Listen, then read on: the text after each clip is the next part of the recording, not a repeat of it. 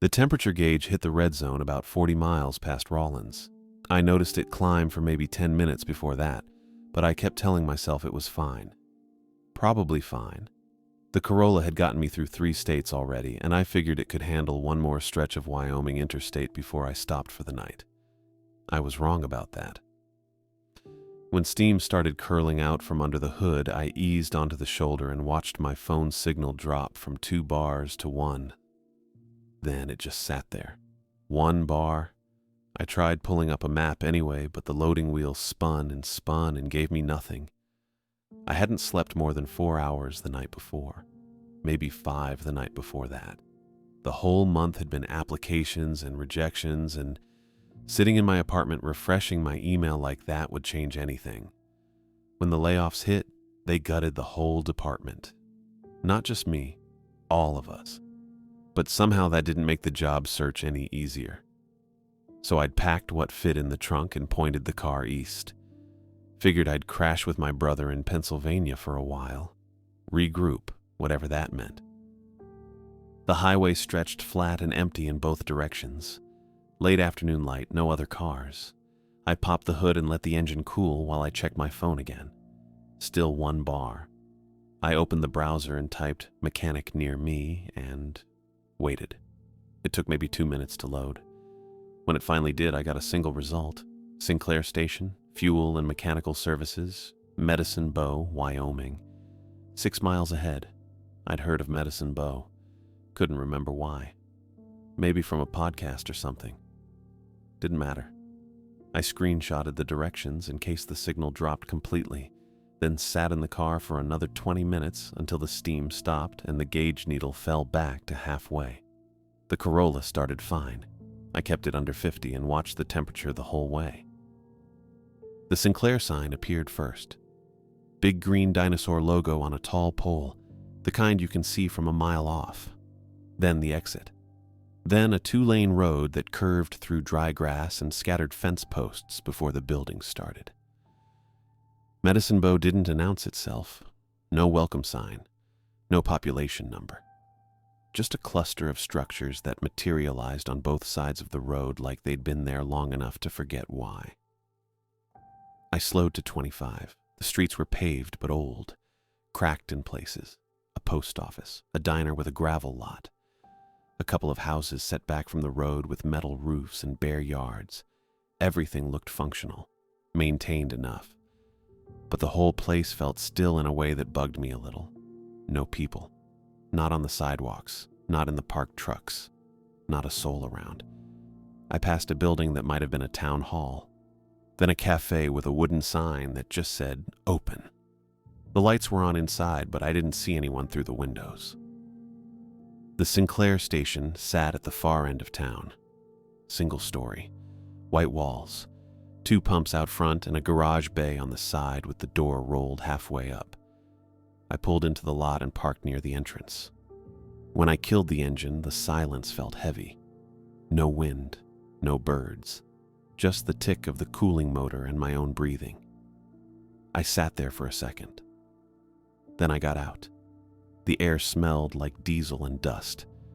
I walked to the front door and it opened with the electronic chime that sounded too loud. Inside was a counter, a few shelves with snacks and oil bottles, a coffee station in the corner with a half-full pot that looked hours old.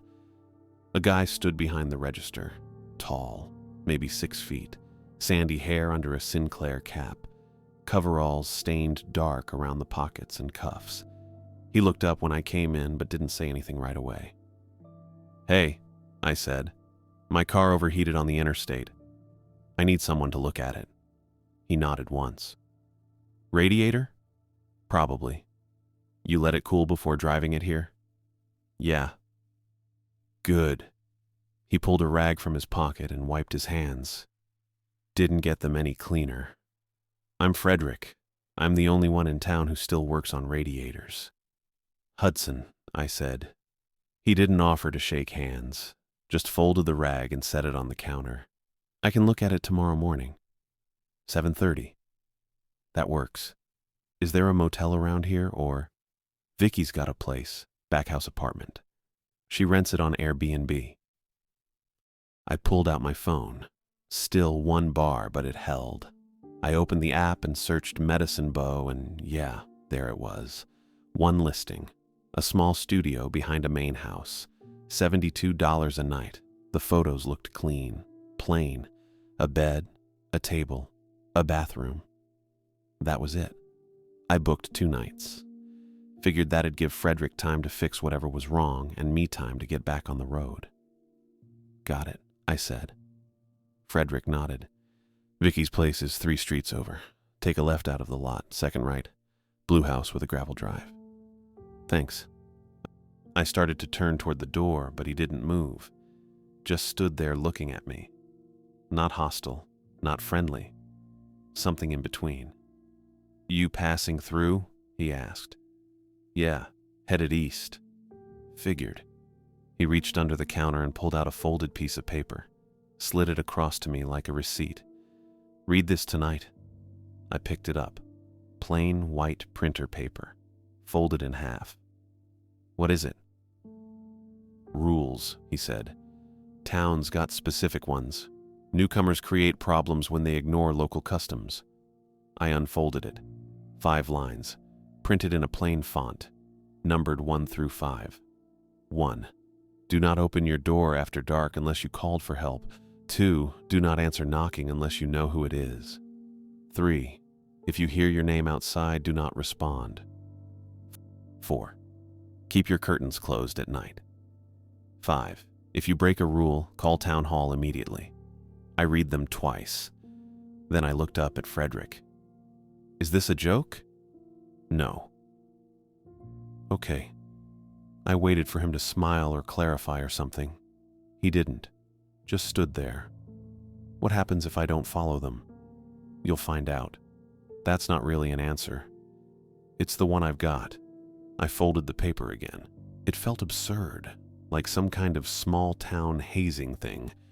But Frederick's face stayed flat and serious, and I didn't have the energy to push it.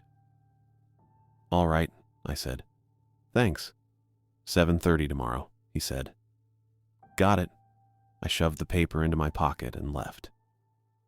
Vicky's house was right where Frederick said it'd be. Blue siding, gravel driveway, a main house in front, and a smaller structure behind it connected by a covered walkway. I parked next to an older Ford pickup and grabbed my duffel from the trunk. The back house door had a keypad lock. Vicky had sent the code in the Airbnb message. I punched it in, and the door clicked open. Inside was exactly what the photos promised. A single room with a bed against one wall, a small table and 2 chairs, a kitchenette with a hot plate, and a mini fridge. A door in the back led to a bathroom. Everything was clean, neutral, impersonal. I dropped my bag on the bed and sat down. My phone buzzed. A message from Vicky. Welcome. Let me know if you need anything. Checkout is 11. I typed back a thanks and tossed the phone on the table. Then I just sat there for a minute. The room was quiet. No traffic sounds, no voices, just the hum of the fridge. I pulled the folded paper out of my pocket and read the rules again. They still didn't make sense. I mean, some of them were just basic stuff. Don't open your door for strangers. Fine. But if you hear your name outside, do not respond. That was weird. Specific, in a way that felt too deliberate. I set the paper on the table and rubbed my eyes. I was too tired to think about it. Probably just some local tradition. Maybe the town had a problem with solicitors or something, and this was their way of keeping people safe. Weird, but not impossible. I'd read it. I'd thanked Frederick. That was enough. I pulled out my laptop and checked my email. 3 new messages. 2 were automated rejections from applications I'd sent a week ago. The 3rd was spam. I closed the laptop. Tomorrow Frederick would fix the radiator. Then I'd drive east and leave Medicine Bow behind and forget the whole thing. That was the plan. I didn't take the rules seriously. That was my first mistake. I made ramen around 8 that night. The kitchenette had a hot plate with 2 settings, low and high, and a dented pot in the cabinet below the sink. I filled the pot with tap water and set it on high. The coil turned orange after a minute or so. While the water heated, I pulled out my phone and searched radiator leak fix. The signal was still 1 bar, barely holding on, but after a few seconds, a video loaded. Some guy in a garage with decent lighting and a Chevy on a lift. He wore gloves and explained the difference between a cracked radiator and a blown hose. I leaned against the counter and watched. The water started boiling. I dumped the ramen block in and broke it up with a fork. The guy in the video said you could use stop leak products as a temporary patch, but they'd gum up the system eventually. Better to replace the part. I already knew that, probably. I just wanted to hear someone say the radiator wasn't completely dead. I turned the hot plate off and let the noodles sit for a minute. The apartment smelled like sodium and whatever flavoring powder they put in, the cheap stuff. Chicken, I think.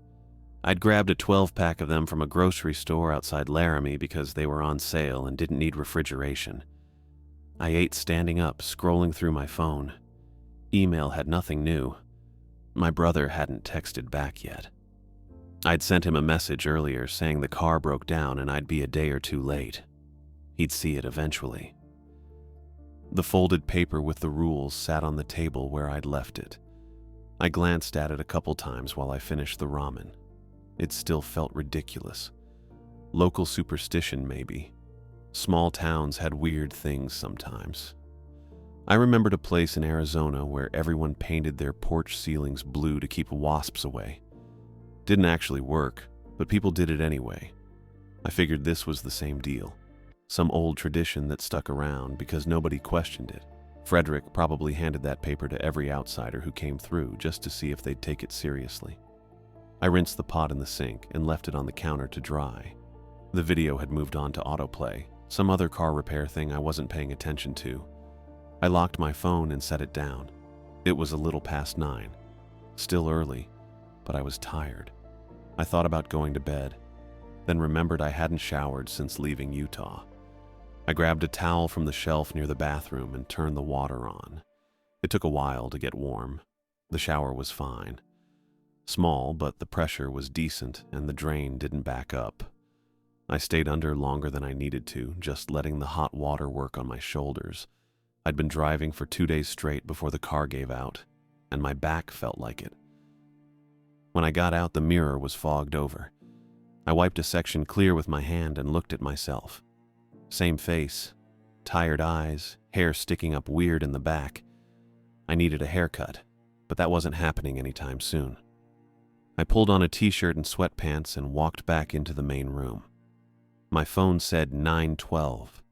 That's when it clicked. The first rule. The one about locking doors. Do not open your door after dark unless you called for help. I looked at the back door. The deadbolt was already thrown. I'd locked it when I came in, out of habit, but the rule didn't say lock it after dark. It said, don't open it. And the cutoff was 9:10. I stood there for a second, trying to remember if the rule actually specified a time, or if I was filling that in myself. I walked over to the table and unfolded the paper. Do not open your door after dark unless you called for help. No time. Just after dark. I checked my phone again. Sunset in Wyoming this time of year was around 7:30, maybe 8. So I'd already been past the cutoff for over an hour. I just hadn't thought about it. Which probably didn't matter because the rules were nonsense anyway. But my brain wouldn't let it go. I walked to the back door and checked the deadbolt again. Locked. Obviously locked. I'd checked it twice already. The window above the kitchenette sink didn't have curtains. Rule 4 said to keep them closed at night, but there was nothing to close. Just glass and a sill. I filled a mug with tap water from the sink. It was chipped along the rim, white ceramic with a faded logo I couldn't make out. I set it on the sill, right in the center of the window. I don't know why I did that. It felt like the kind of thing you were supposed to do. Old superstition stuff. Leave water out. Maybe it helps. Maybe it doesn't. Probably it just sits there and gets dusty. I stepped back and looked at the mug for a second, then felt stupid and went to sit on the bed. My laptop was still in my bag. I thought about pulling it out, checking if the Airbnb had Wi-Fi, but I didn't feel like it. Instead, I lay back and stared at the ceiling. It was textured, that popcorn kind they don't do anymore because of asbestos or something. The room was quiet. No traffic sounds, no neighbors, nothing. Just the hum of the mini fridge in the corner. I closed my eyes. At 10:37, someone knocked on the back door. 3 knocks. Slow. Spaced evenly, maybe 2 seconds apart. They weren't loud, but they weren't soft either. Deliberate. Close to the frame, like whoever it was had their knuckles right up against the wood. I sat up fast. Heart doing that thing where it kicks into second gear before your brain catches up. The knock stopped. I stayed on the bed, listening. My phone was on the table. The room was dark except for the glow from the window above the sink, streetlight or moon or something outside. Nobody knocked at 10:30 at night unless something was wrong. I stood up and walked toward the door. My hand was halfway to the knob when I stopped. The second rule, do not answer knocking unless you know who it is. I pulled my hand back. "Hello?" I said. Not loud, just enough to carry through the door. No answer. I waited. My pulse was still up and I could feel it in my throat. This was stupid. It was probably Vicky. Maybe she needed something. Or Frederick. Or someone else from town with an actual reason to be here. But nobody answered. I stepped closer to the door, trying to look through the peephole. It was one of those cheap brass ones, the kind that distorts everything. I could see the covered walkway outside, dim and empty. No shapes, no movement. I stepped back. The knocking came again. 3 more. Same rhythm, same spacing, but not in the same spot. Higher up, maybe, or further to the left. I couldn't tell exactly, but it was different. Like whoever was out there had moved along the doorframe and tried again. I didn't move toward the door this time. My phone was still on the table. I grabbed it and unlocked the screen. 1 bar. I opened the browser and typed Medicine Bowtown Hall phone number. The page took forever to load. The little spinning wheel just sat there, mocking me. Finally, a result came up. Town hall listing, address, hours, and a phone number. I dialed it. It rang 4 times, then clicked over to a recording. A woman's voice, flat and professional. "You've reached the Medicine Bowtown Hall. Our office hours are Monday through Friday, 9 a.m. to 4 p.m. If this is an emergency, please contact County Dispatch at..." I didn't write down the other number. I just stood there, holding the phone to my ear, listening to the recording loop back to the start. While it played, the knocking came again. Not 3 this time, just 2. Slow, lower on the door, near the bottom hinge maybe. Whoever was out there had moved again. I ended the call and set the phone down on the table. My hands were shaking a little. Not a lot, just enough to notice.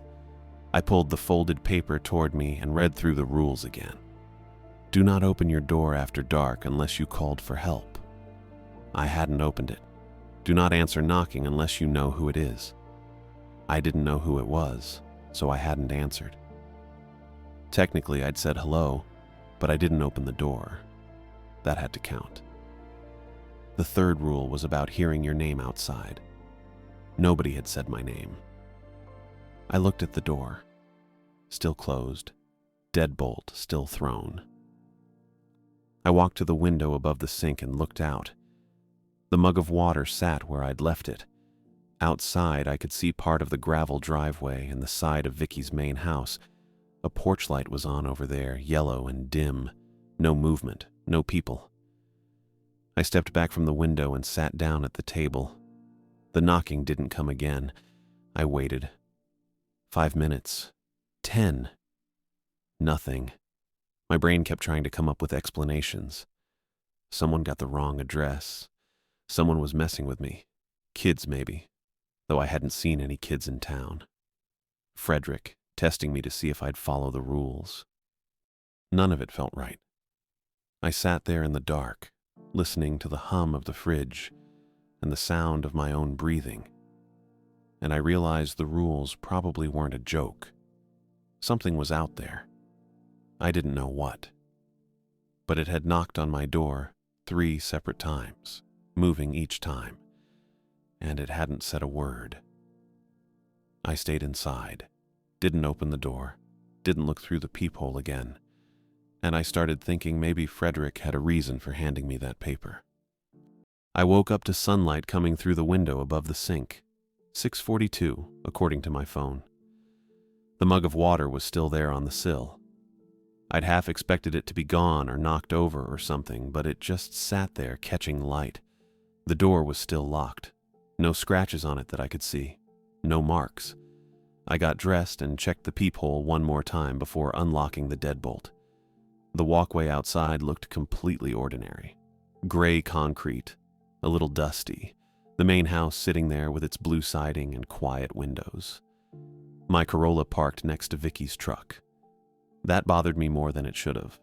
Morning made Medicine Bow look normal again, which unsettled me more than it reassured me. Like the whole thing reset when the sun came up. I kept thinking about the knocking. 3 knocks, then 3 more from a different spot, then 2 down low near the hinge. Something that moved. Something that never said a word. But now everything looked fine. I grabbed my phone and wallet and locked the door behind me. The air smelled clean, cold but not freezing. It was probably mid-40s, decent for late October. I walked back toward the main street, past the post office and the houses with their metal roofs. A pickup truck rolled by going maybe 20 miles per hour.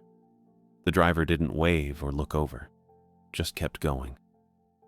I spotted the cafe I'd seen yesterday. The Virginian Hotel, according to the sign painted above the door.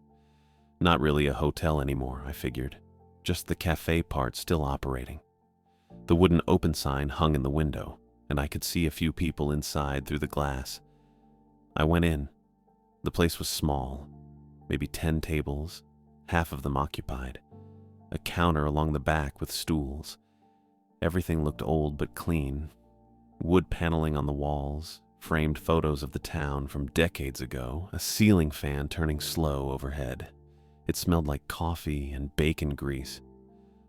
A woman about my age came over with a menu. Dark auburn hair pulled back in a ponytail, freckles across her nose, wearing a diner uniform with a white apron. She smiled the kind of smile you give to travelers passing through. "Morning," she said.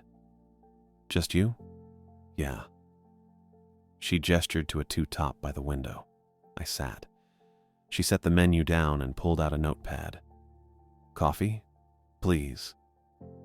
She walked off and came back 30 seconds later with a white ceramic mug and a pot. Poured it without asking if I wanted room for cream. I didn't care. I wrapped both hands around the mug and let it warm my fingers. "You know what you want, or you need a minute?" I glanced at the menu. Eggs, toast, bacon, pancakes. Standard stuff. Eggs over easy, toast and bacon. Hash browns. "Sure." She wrote it down and took the menu. "You're staying at Vicky's place?" I looked up. "Yeah, how'd you know?"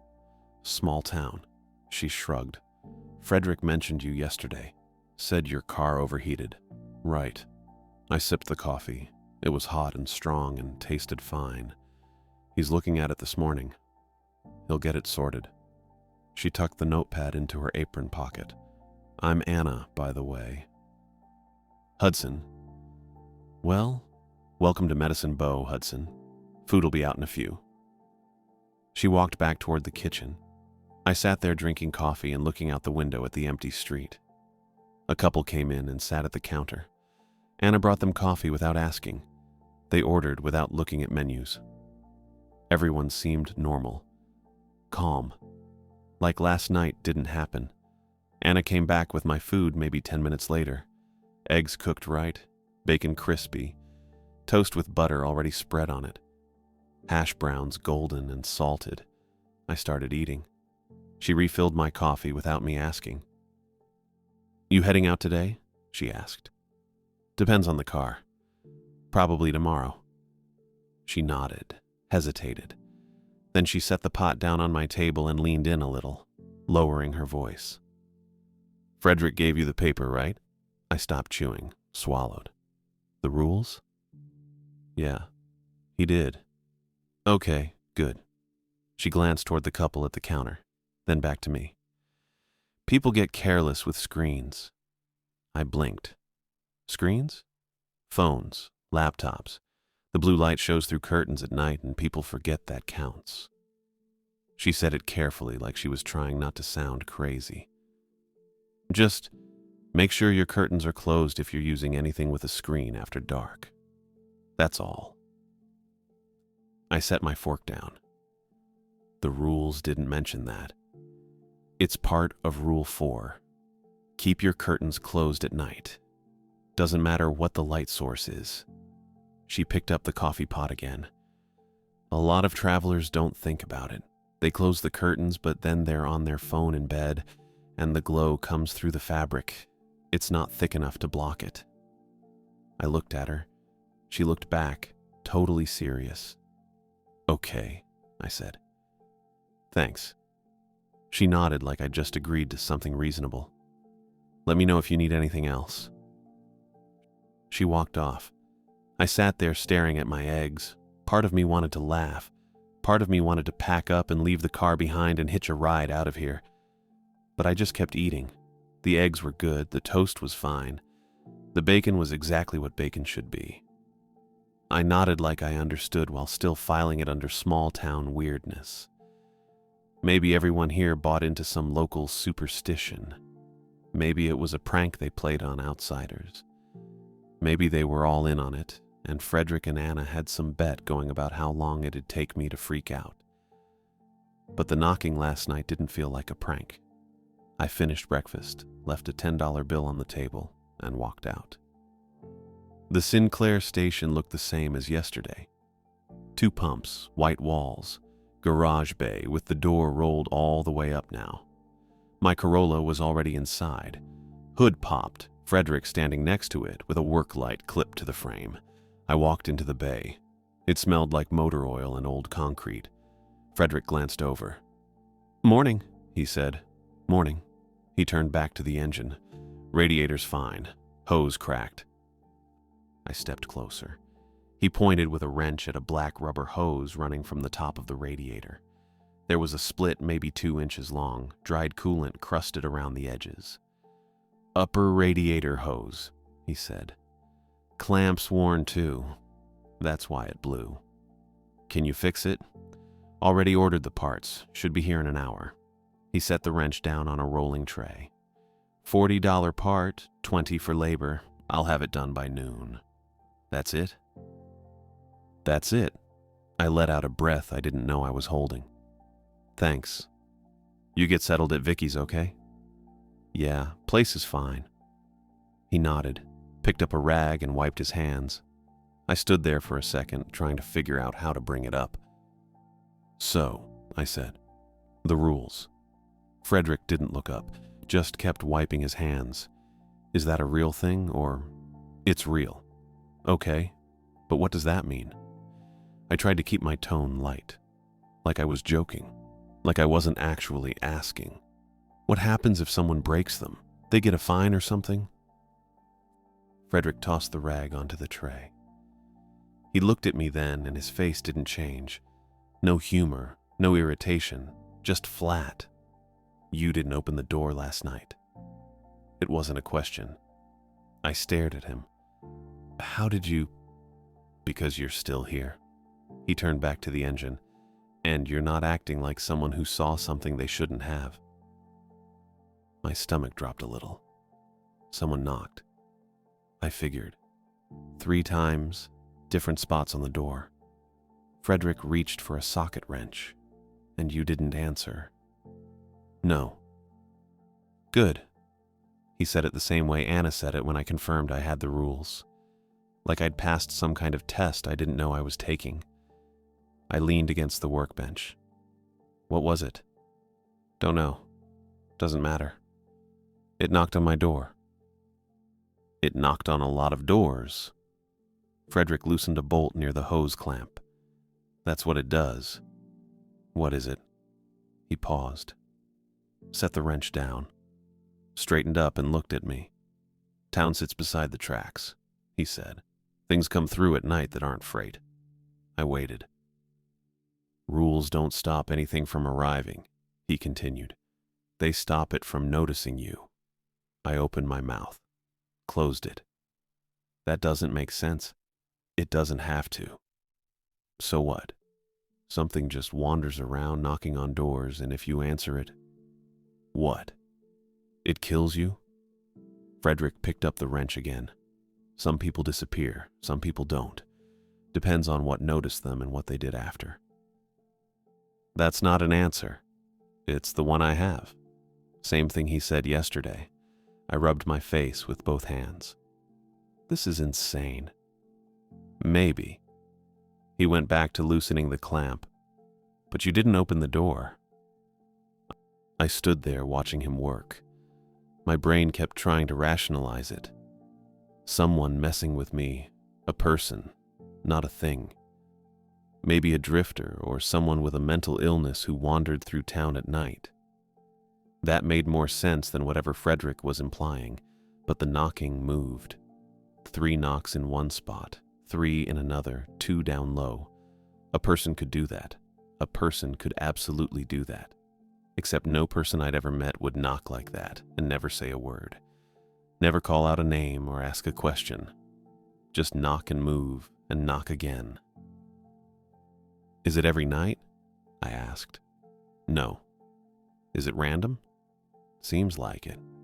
How long has this been happening? Frederick shrugged. Long as I've been here. Longer, probably.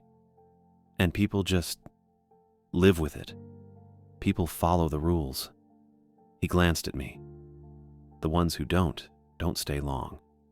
I latched onto that, decided it was about attention. Whatever was out there, person, animal, something else, it responded to certain triggers. Opening doors, answering knocks, showing light through windows. If you didn't give it a reason to focus on you, it moved on. That made sense. Kind of. I could work with that. So if I just keep the curtains closed and don't open the door, I'm fine. Long as you follow all 5 rules, yeah. What about extra locks? Or putting something in front of the door? Frederick looked at me for a long moment. You can do that if it makes you feel better. But it won't help. Didn't say that. You didn't say it would either. He turned back to the engine. Parts will be here soon. You can wait inside if you want. There's coffee. I stood there a few more seconds, then walked into the front part of the station. Poured myself a cup of coffee from the half-full pot. It tasted burnt. I sat on the bench by the window and stared out at the empty street. I convinced myself I could improve my odds by adding extra security. A chair wedged under the door handle. Maybe check if Vicky had an extra lock I could install. Keep my phone charged and the town hall number ready to dial. It was about attention. Frederick basically confirmed that, so I'd make sure nothing had a reason to notice me. I figured if I was stuck here another night, I could at least do something about the door situation. Frederick had my car until noon. I walked back to the studio, grabbed my wallet and keys, and drove the Corolla, still smelling faintly of coolant and hot metal, back toward the interstate. Rollins was about 40 miles west. Big enough for a Walmart or a hardware store, somewhere that sold actual locks. The drive took maybe 50 minutes. The road stretched flat and empty, broken only by fence posts and the occasional ranch house set back from the highway. I passed one truck going the opposite direction. That was it. Rollins had that same High Plains look as Medicine Bow, just bigger. Wider streets, more buildings, a couple fast food places near the exit. I spotted the Dollar General first, pulled into the lot and killed the engine. Inside smelled like cardboard and floor cleaner. Fluorescent lights hummed overhead. I walked past aisles of cleaning supplies and snack food until I found the home improvement section in the back corner. Not much there. batteries, extension cords, a pegboard display with door hardware hanging from metal hooks. I grabbed a motion-activated light, the cheap kind that runs on batteries, $10, and a door chain, the kind you screw into the frame so you can crack the door without opening it all the way, $4. Not fancy, but it'd work. The cashier was young, maybe early 20s, with long black hair and a name tag that said Becky. She scanned the light and the chain without looking up. "Find everything okay?" she asked. "Yeah," I said. She told me the total, $15 and change. I paid cash and she handed me the receipt, already looking past me toward the door. Nobody else in line. I grabbed the bag and left. The drive back felt faster. I kept the receipt in my pocket and didn't think about much. I got back to the studio around 2 in the afternoon. The sun was high and bright, the kind of light that made everything look washed out and ordinary. I unlocked the door, dropped the bag on the table, and pulled out the motion light first. It came in one of those plastic clamshell packages that's impossible to open without scissors. I dug through the kitchenette drawers until I found a steak knife and sawed through the edge. The light was white plastic, smaller than I expected, with a sensor eye on the front and a little bracket on the back. Instructions said it needed 3 AA batteries. I checked the drawer again. No batteries. I'd have to grab some later, or maybe Vicky had extras. The door chain was easier, just 2 pieces, bracket and slider, with screws in a tiny plastic bag taped to the cardboard. I opened my phone and searched how to install door chain. The video that loaded showed a guy with a drill and a level doing it in under 3 minutes. I didn't have a drill. But the wood around the door frame looked soft, old. I grabbed the steak knife again and used the tip to start pilot holes where the screws needed to go. It worked. Took longer, but it worked. I lined up the bracket on the door frame first, about chest height, and drove the screws in by hand using a quarter from my pocket. The threads bit into the wood and held. Then I did the slider piece on the door itself, making sure it lined up when the door was closed. Took me maybe 20 minutes total. When I was done, I opened the door, slid the chain into place, and pushed. The door stopped after 3 inches, chain pulled tight, exactly how it was supposed to. I stood there looking at it for a second. It felt good, useful, like I'd actually done something that mattered instead of just waiting around for things to happen to me. First time in weeks, I felt like I had control over anything. Probably stupid. A $4 chain wasn't going to stop whatever had been knocking 2 nights ago, but it made me feel better anyway. I closed the door, locked the deadbolt, and left the chain dangling. That night, I locked up early. The sun hadn't even set yet, maybe 7:15, sky still purple-orange over the hills, but I didn't care. I checked the deadbolt twice, fastened the chain, and walked over to the kitchenette. The chipped white mug was still in the cabinet where I'd left it that morning. I filled it with tap water and set it back on the windowsill, centered, same as before. Then I sat at the table and waited. Nothing happened. I mean, really nothing. No knocking, no movement outside. Just the quiet hum of the mini fridge and the occasional creak of the house settling. I checked my phone once. Still 1 bar, no new messages, then set it face down on the table so the screen wouldn't glow. By 9, I was exhausted. I hadn't slept well in days. Maybe weeks if I counted everything before the drive. I brushed my teeth, changed into the t-shirt I'd been sleeping in, and collapsed onto the bed. I thought I'd lie there staring at the ceiling again, wired and listening for every sound. But I didn't. I fell asleep fast. Hard. The kind of sleep where you don't even remember closing your eyes. And for hours, nothing woke me up. Until it did. I opened my eyes and the room was dark, completely dark.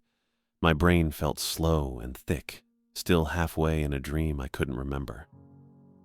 I reached for my phone out of reflex, just muscle memory, the same thing I'd done every morning for years, and my thumb was maybe an inch from the screen when I remembered.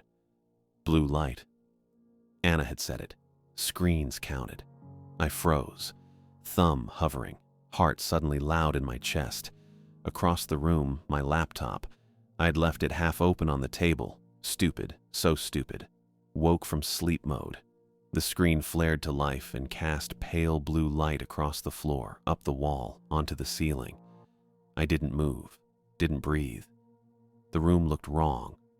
Not different, just wrong. Like the corners didn't line up right, or the distances between things had stretched in ways that didn't make sense. The far wall seemed farther than it should have been, the door closer. I tried not to look directly at the glow, but I'd already seen it, already registered it. My eyes had adjusted and the blue light painted everything in flat, cold shapes. On the windowsill, the mug of water trembled, just a little. A faint vibration that made the surface ripple in tiny, concentric circles. Then it stopped. The laptop screen dimmed after a few seconds, power saving mode kicking in, and the room dropped back into darkness. I sat up slowly, pulse hammering in my ears, and stared at the window. The mug sat perfectly still now, no movement, no sound. Outside, the motion light clicked on. Harsh white light flooded the covered walkway, bleaching everything in sharp contrast. Concrete, wood beams, the edge of Vicky's truck, all of it suddenly visible and too bright. And I realized the light had done exactly what Frederick warned me about. It announced me. The motion light stayed on. I didn't move, just stared through the gap between the curtain edge and the window frame at the porch outside, at the covered walkway lit up harsh and white and way too bright. There was something standing there. Tall. Too tall, probably. Hard to tell exactly from my angle on the bed, but it looked wrong even at a glance. Too thin. The proportions didn't line up. Arms a little too long, shoulders a little too narrow, posture too straight, and still, it faced the door. Just standing there. Not moving at all. I couldn't see its face. I could see where the face should have been. The general area, the front of the head. But there wasn't anything there. Just a smooth, pale surface. No eyes, no mouth, no nose or features, or anything that made sense. My brain tried to fill in details anyway. Tried to make it into a mask or a trick of the light or someone wearing something over their head. But I'd already seen it. Already registered what I was looking at. It was just standing there, facing the door, waiting. I dropped. Straight off the bed onto the floor, knees hitting the old wood hard enough to hurt. I didn't think about it. Just moved. My phone was still on the nightstand and I didn't grab it. The rules were on the table and I couldn't remember which one applied. Don't open the door. Don't answer knocking. Don't respond to your name. Keep curtains closed. If you break a rule, call town hall. I'd already broken one. The laptop. The screen. The blue light. My chest felt tight. Heart hammering too fast. I pressed my back against the side of the bed frame and tried to remember if there was a rule about train horns. Frederick had mentioned it. Something about a false train horn. Don't go outside if you hear it. That was it. Don't go outside. I hadn't heard a train horn. The laptop screen was still glowing on the table. Pale blue light painting the ceiling and the wall and the edge of the kitchenette. I could see it from the floor. Could see the glow stretching across the room and hitting the window where the curtain didn't quite cover the frame. I squeezed my eyes shut, forced myself to breathe slower. In through the nose, out through the mouth. Count to 4. Do it again. The laptop made a faint electronic hum. Then the screen dimmed. Power saving mode kicking in after 30 seconds or a minute of inactivity. The room dropped back into darkness. I opened my eyes. Couldn't see much anymore. Just the faint outline of the table legs and the darker shape of the chair, and the slight glow from the microwave clock across the room showing 2:50-something in green digits. Outside, something tapped. Once, sharp and deliberate, wood on wood. It sounded close, maybe the porch railing, maybe the door frame. I couldn't tell from the floor. I held my breath. The motion light clicked off. The porch went dark. I stayed on the floor, didn't move, didn't make a sound. My knees hurt where I'd landed, and my back was pressed against the bed frame hard enough that the edge dug into my shoulder blade. I didn't adjust, just stayed there, frozen. Nothing else happened. No more tapping, no knocking, no sound of footsteps or movement or anything at all. I waited. The microwave clock changed to 2:58, then 2:59, then 3. I stayed on the floor. My legs started to cramp around 3:10. I shifted my weight just a little, moved my left knee half an inch to the side, and froze again. Listened. Nothing. The clock read 3:15. I thought about the rules again. Tried to remember the exact wording. Don't open your door after dark unless you called for help. I hadn't opened it. Don't answer knocking unless you know who it is. There hadn't been any knocking. If you hear your name outside, do not respond. I hadn't heard anything. Keep your curtains closed at night. I'd kept them closed, but the laptop screen had been visible. The glow. Anna had warned me about that. Screens count. Blue light penetrates fabric. I'd messed up. The clock read 3:21. I stood up slowly. My knees protested and my back ached from staying in one position too long. I kept my eyes on the window. The curtain hung flat and still. No light outside, no movement. I didn't go near it. Instead, I walked to the kitchenette, staying along the wall, and sat down at the table in the dark. The laptop was right there in front of me. I wanted to close it all the way, wanted to make sure the screen wouldn't wake up again, but I didn't touch it. Didn't want to risk the movement or the glow or anything that might draw attention. So I just sat there. The mug of water was still on the windowsill. I could see its outline against the faint, lighter shade of the curtain fabric. It wasn't shaking anymore, wasn't moving at all. I leaned back in the chair and stared at the ceiling. I was furious, at myself, at the whole situation. The laptop had been my fault. I should have closed it all the way before going to bed. Should have checked. Should have been more careful. And the motion light. That was worse. I'd installed it thinking it would help, thinking it would give me warning or make me feel safer or do something useful. Instead, it had lit up the whole porch and made everything easier to see.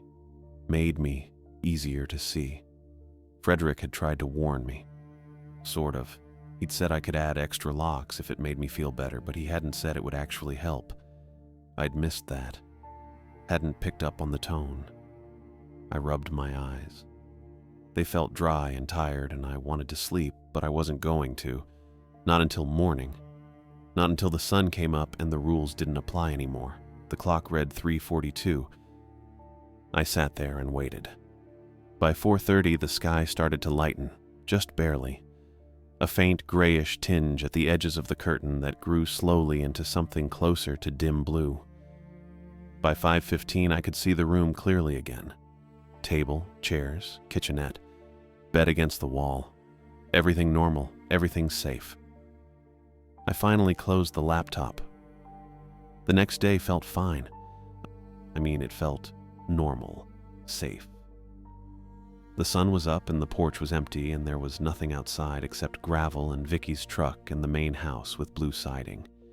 I checked through the peephole first, just to be sure. But the walkway looked ordinary. No shapes, no tall, too thin figures, no marks on the wood. I unlocked the deadbolt, unfastened the chain, and opened the door. The motion light was still there on the wall where I'd stuck it, white plastic, useless. I thought about ripping it down, but didn't bother. Just walked past it toward my car. Frederick's station was open when I got there around 7:45. The Corolla was parked outside the garage bay with the hood down. Frederick was inside at the counter pouring coffee into a stained mug. "It's done," he said when I walked in. "Replaced the hose and the clamp. Topped off the coolant. Should run fine now." "Thanks," I said. He slid a handwritten invoice across the counter. 40 for parts, 20 for labor, just like he'd quoted. I pulled 3 20s from my wallet and handed them over. Frederick made change and dropped it into my palm without looking at me. "You heading out today?" Yeah, I said. Probably.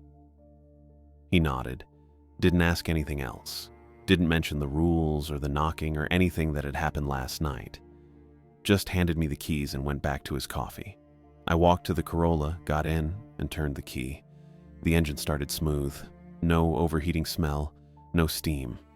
I let it idle for a minute, watching the temperature gauge stay steady in the normal range. Everything was fine. I drove back to the studio, packed my duffel, and checked my phone. Still 1 bar. No new messages. My brother hadn't responded to my last text, but that was normal. He'd get back to me eventually. I figured I'd grab breakfast at the cafe, say thanks to Anna for the screen warning, and then hit the road. Be in Pennsylvania in 2 or 3 days, depending on how much I wanted to drive. Simple. The cafe was quiet when I walked in. Same wood paneling. Same framed photos on the walls. Same ceiling fan turning slowly overhead. Anna was behind the counter, wiping down the coffee station. She looked up when the door chimed and smiled. Morning. Same table? Yeah, I said. Thanks. She brought me coffee and I ordered eggs and toast again. She didn't mention the rules. Didn't ask how I slept or if anything happened. Just took my order and walked back to the kitchen. Everything felt normal. I ate quickly, left cash on the table, and stood to go. That was when I realized I hadn't asked about the best route east.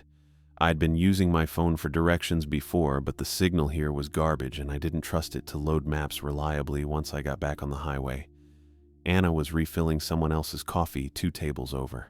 I waited until she finished, then caught her eye. Hey, what's the fastest way back to the interstate from here? She tilted her head slightly. 80? Yeah. Same way you came in, she said. Just head west on the main road. You'll hit the on-ramp in about 6 miles. Got it. Thanks. I walked out to the Corolla, tossed my duffel in the back seat, and started the engine. The main road ran straight through town. I passed the post office, the houses with metal roofs, the town hall building, and the Sinclair station. Frederick was outside near the pumps, talking to someone in a pickup truck.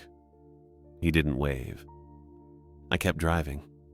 The road stretched ahead, flat and empty, running west through dry grass and fence posts toward the interstate.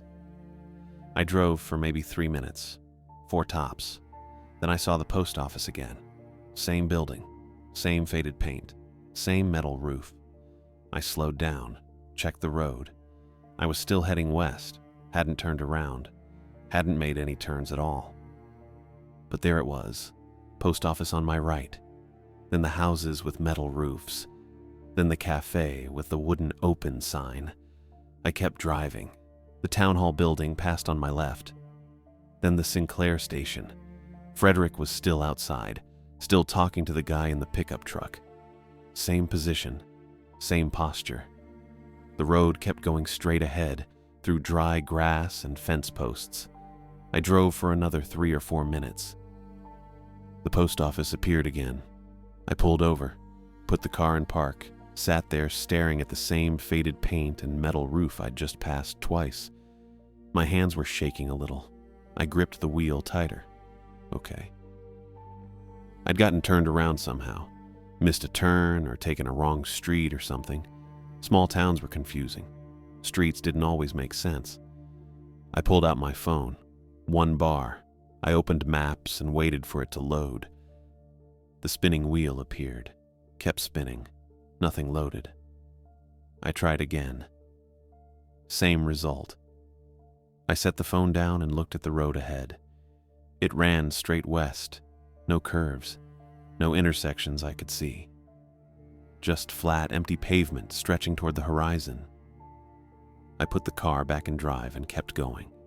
Post office, houses, cafe, town hall, Sinclair station. Frederick was still outside, still hadn't moved. I made it past the station and watched the odometer, watched the road, counted the fence posts. 3 minutes later, the post office was back. I stopped the car in the middle of the street. No other traffic, no one around. My chest felt tight again. Same feeling as last night on the floor. Same panic trying to crawl up my throat. I forced myself to breathe, in through the nose, out through the mouth. There had to be an explanation. A turn I was missing. A fork in the road I wasn't seeing. Something. I got out of the car and looked around. The road behind me ran straight back through town. The road ahead ran straight west. No turns, no side streets, no options.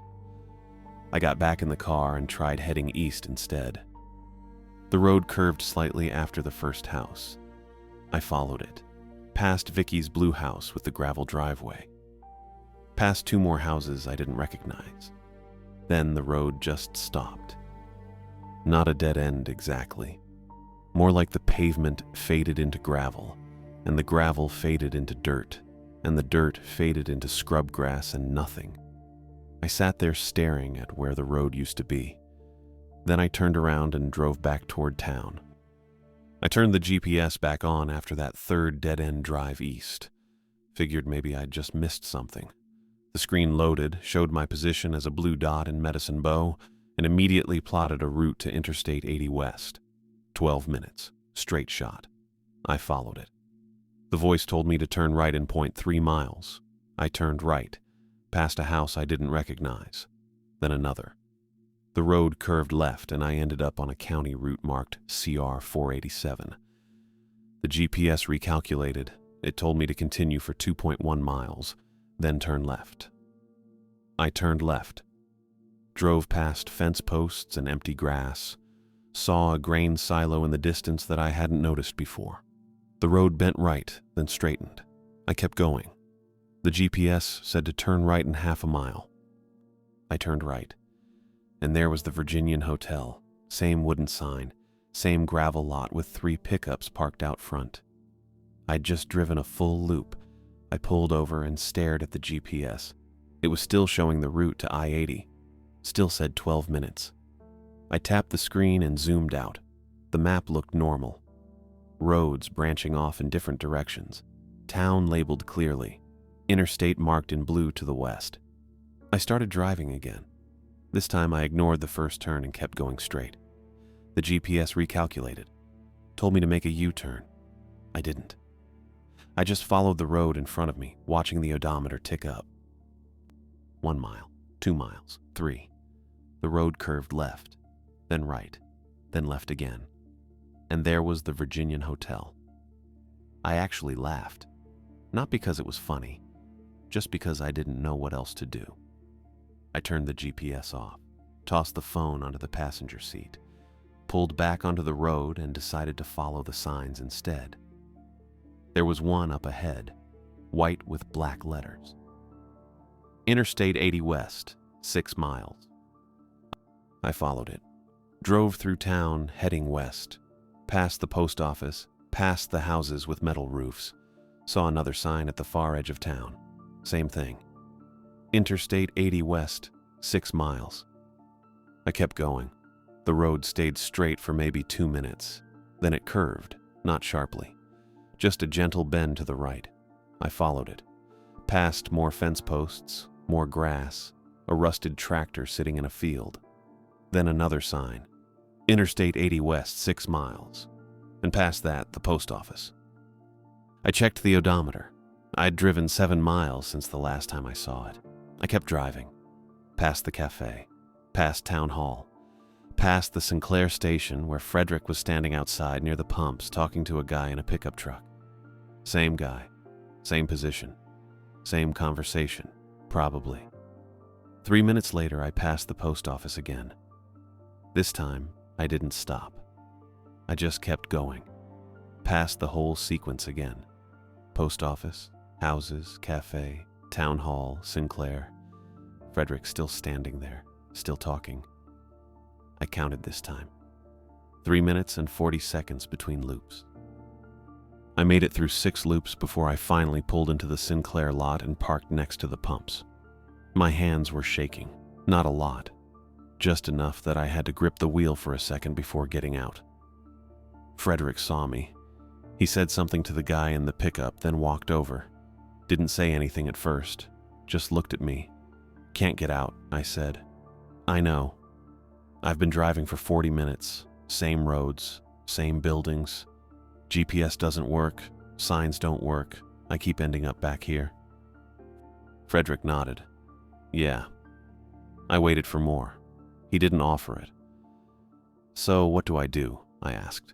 He glanced back toward the garage, then at me. "Town doesn't hold people with barriers, doesn't block the roads or lock the gates. Holds them with habit, with timing. I don't know what that means. Means you can't leave whenever you want. Means there's a window." I stared at him. A window. Safe time to go. Tied to the schedule. "The train schedule?" "Not the one online," Frederick said. "The old one. The real one." "How do I know when that is?" Frederick reached into his coveralls and pulled out a folded piece of paper. Not a new one. The same one he'd given me 2 days ago. He unfolded it and held it so I could see. "Rule sheets got more than rules," he said. I looked. The 5 numbered lines were still there, same as before, but at the very bottom, along the edge where the paper had been folded, there were tiny numbers.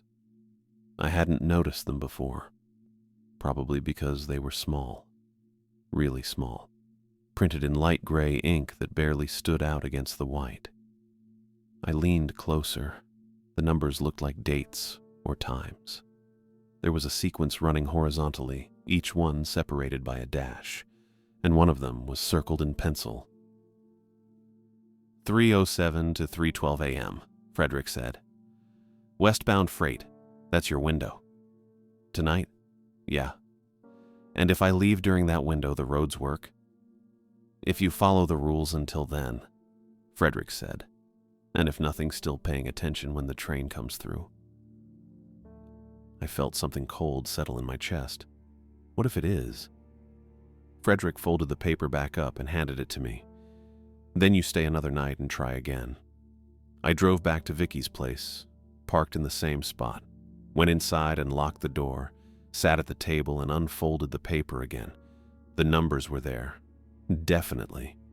I hadn't imagined them. They were printed in a font so small I had to squint to read them, but they were there. A grid running along the bottom margin, columns that looked like days of the week, rows that looked like times. The circled entry said 03070312 with a note underneath in tiny print, WB Freight. Westbound freight, 3:07 in the morning, 5 minutes. I checked my phone. It was 11:30 a.m. That meant I had 15 and a half hours until the window opened. I sat there for a while, maybe 10 minutes, maybe 20. Then I got up and started preparing. First thing I did was take down the motion light. I'd already removed it from the porch last night after realizing it had announced me, but I'd left it sitting on the kitchenette counter. I picked it up now, opened the back panel, and pulled out the batteries I'd bought at the Dollar General that afternoon. Then I walked outside, unscrewed the bracket from the door frame, and brought the whole thing back inside, dropped it in the trash can under the sink. Next, I checked the door. Deadbolt worked. Chain was fastened. I tested it twice to make sure. Then I went to the window. The mug of water was still there from this morning. I dumped it out, rinsed it, filled it again, and set it back on the sill. Centered.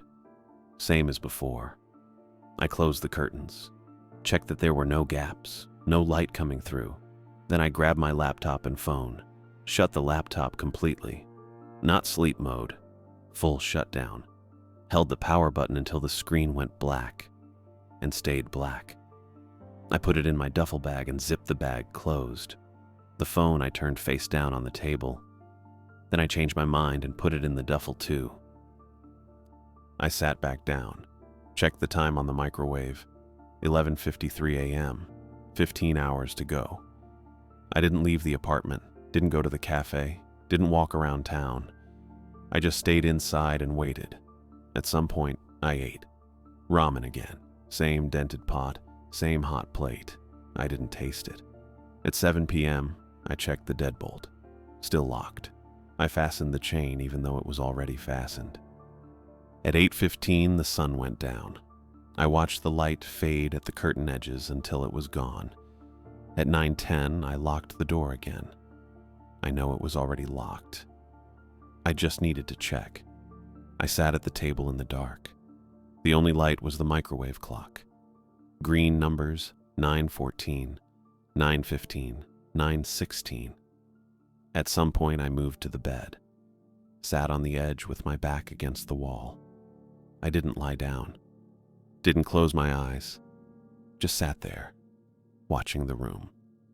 The hours moved slowly.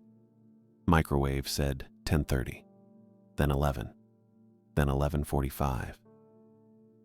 Midnight came and went. I kept watching.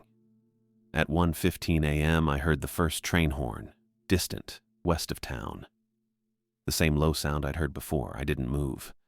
The horn sounded again, closer this time.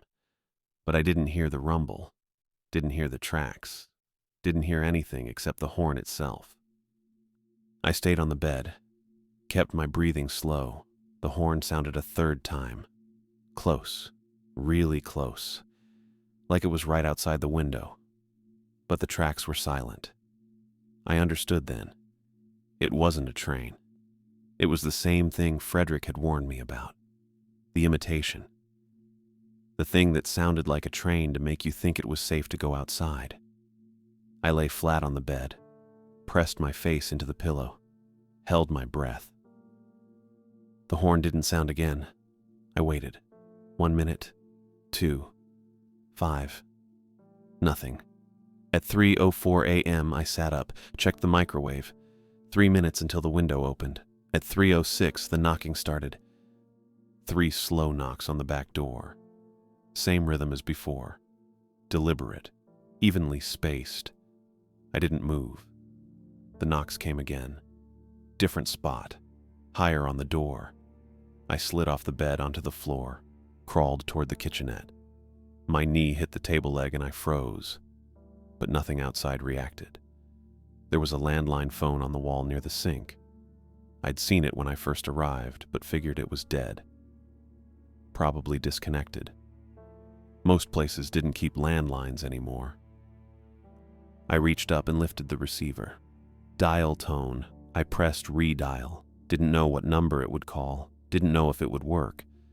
But Frederick had said to call town hall if I broke a rule, and maybe someone else had called before me. It rang once, twice. Then a voice answered. Calm, professional, female. Town hall, this is River. I didn't say anything, just held the receiver and listened. I'm here, River said. Stay on the line. The knocking stopped. I pressed the receiver against my ear, heard River breathing on the other end. Steady, unhurried.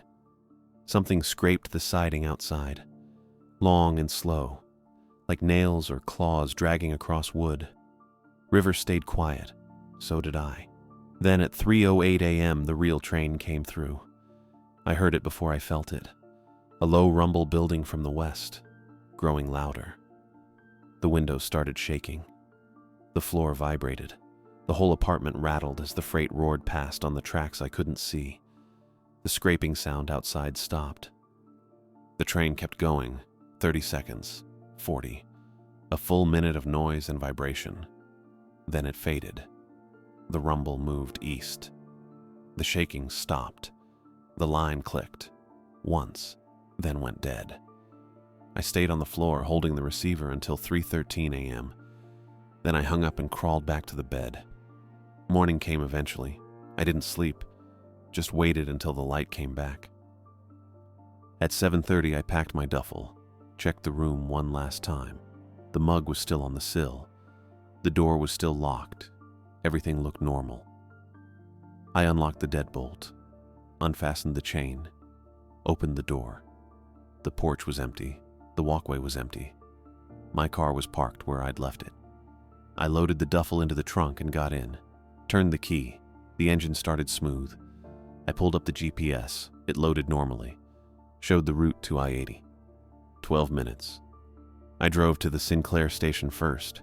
Frederick was inside. I paid him the $60 I still owed for the radiator hose. He took the cash and put it in the register. "Road should work now," he said. "Yeah." He looked at me for a second. Then he said, "Don't come back." It wasn't a threat, just advice. "I won't," I said. I got back in the car and followed the GPS west. Past the post office, past the houses, past the cafe and town hall and the Sinclair station. The road stayed straight. I watched the odometer. 1 mile, 2 miles, 3. No loop, no post office, just road. At 6 miles, I saw the on-ramp, Interstate 80 West, same sign I'd been following yesterday. I took it, merged onto the interstate, drove east toward Pennsylvania. Medicine Bow disappeared behind me. I still don't use motion lights. Don't keep my phone next to the bed when I sleep.